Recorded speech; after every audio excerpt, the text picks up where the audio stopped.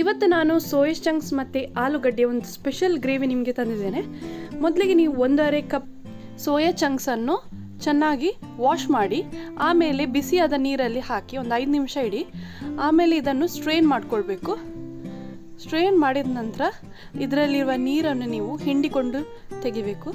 ಒಂದಂದರೆ ತುಂಬ ಸ್ಮೆಲ್ ಇರುತ್ತೆ ಅದು ಸೋಯಾದ್ರಲ್ಲಿ, ಅದೆಲ್ಲ ಹೋಗುತ್ತೆ. ಮತ್ತು ನೀವು ನೆಕ್ಸ್ಟ್ ಗ್ರೇವಿ ಮಾಡುವಾಗ ಅದೆಲ್ಲ ಚೆನ್ನಾಗಿ ಹೀರ್ಕೊಳ್ಳುತ್ತೆ.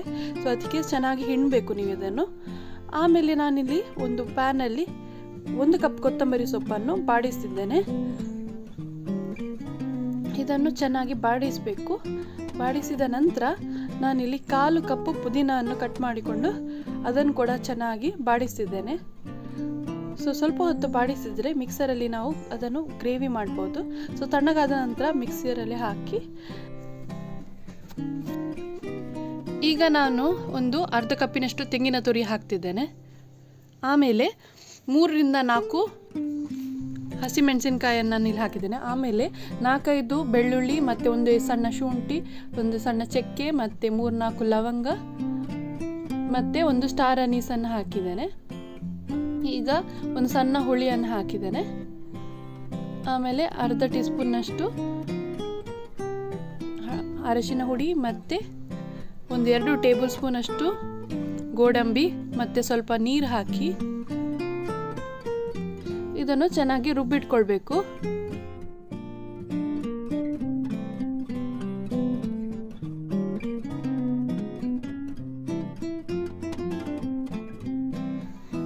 ಈಗ ನೀವು ನೋಡಬಹುದು ಎಷ್ಟು ಚೆನ್ನಾಗಿ ಕಲರ್ ಬಂದಿದೆ ಅಂತ.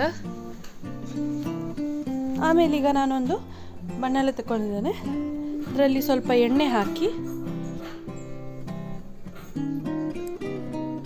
ಮತ್ತೆ ನಾನಿಲ್ಲಿ 1 ಸಣ್ಣ ಈರುಳ್ಳಿಯನ್ನು ಕಟ್ ಮಾಡಿಕೊಂಡು ಹಾಕಿದ್ದೇನೆ. ಅದನ್ನು ಕೂಡ ಚೆನ್ನಾಗಿ ಫ್ರೈ ಮಾಡ್ಕೊಳ್ತಿದ್ದೇನೆ.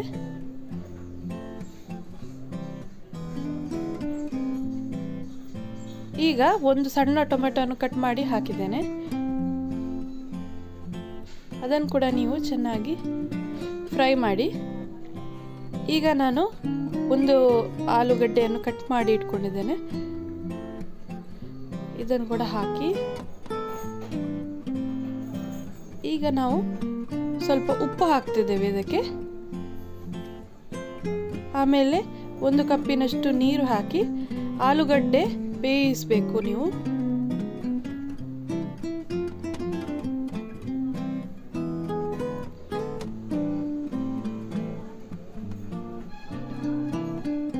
ಈಗ ನೀವು ಸೋಯಾ ಚಂಕ್ಸ್ ಅನ್ನು ಹಾಕಬೇಕು.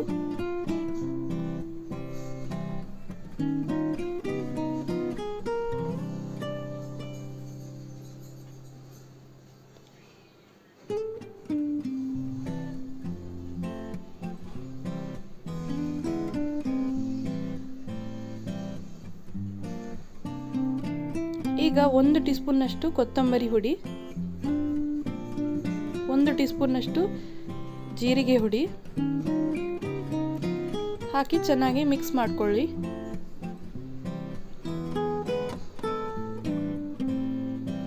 ಈಗ ನಾವು ಅರೆದಿಟ್ಟುಕೊಂಡಿರುವ ಪೇಸ್ಟನ್ನು ಕೂಡ ಹಾಕೋಣ.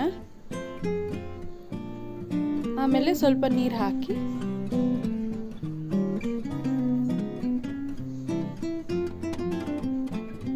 ಇದನ್ನು ಕೂಡ ಚೆನ್ನಾಗಿ ಮಿಕ್ಸ್ ಮಾಡ್ಕೊಳ್ಳಿ ನೀವು.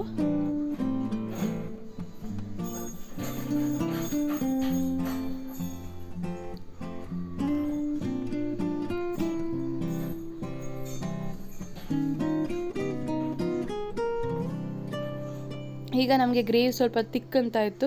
ಸ್ವಲ್ಪ ತೆಳು ಮಾಡಲಿಕ್ಕೋಸ್ಕರ ಸ್ವಲ್ಪ ನೀರು ಹಾಕಿದ್ವಿ. ಸ್ವಲ್ಪ ಗ್ರೇವಿ ಇರಲಿ ಅಂತ. ಮತ್ತೆ ಏನಾಗುತ್ತೆ ಅಂದರೆ ಸೋಯಾ ಚಂಕ್ಸ್ ಕೂಡ ಈ ಗ್ರೇವಿಯನ್ನು ಸ್ವಲ್ಪ ಹೀರಿಕೊಳ್ತದೆ. ಸೊ ಮತ್ತು ಗ್ರೇವಿ ಸ್ವಲ್ಪ ದಪ್ಪ ಆಗುತ್ತೆ ನೀವು ಬೇಯಿಸಿದ ನಂತರ. ಸೊ 3 ನಿಮಿಷ ನಾನು ಮುಚ್ಚಳ ಮುಚ್ಚಿ ಬೇಯಿಸಲಿಕ್ಕೆ ಬಿಡ್ತಿದ್ದೇನೆ. ಈಗ ನೀವು ನೋಡ್ಬೋದು ಗ್ರೇವಿ ಈಗ ದಪ್ಪ ಆಗಿದೆ, ಯಾಕಂದರೆ ಕ್ಯಾಶ್ಯೂ ಪೇಸ್ಟ್ ಕೂಡ ಇದೆಯಲ್ಲ. ಮತ್ತು ಈ ಥರ ಗ್ರೇವಿ ಆಗಿದೆ, ಆಗಿದೆ, ತುಂಬ ಟೇಸ್ಟ್ ಆಗಿತ್ತು. ಮತ್ತು ಇದನ್ನು ನಾವು ಇಲ್ಲಿ ಚಪಾತಿ ಅಥವಾ ಬಿಳಿ ರೈಸ್ ಜೊತೆ, ವೈಟ್ ರೈಸ್ ಜೊತೆ ತಿನ್ನಲಿಕ್ಕೆ ತುಂಬ ಖುಷಿ ಆಗುತ್ತೆ.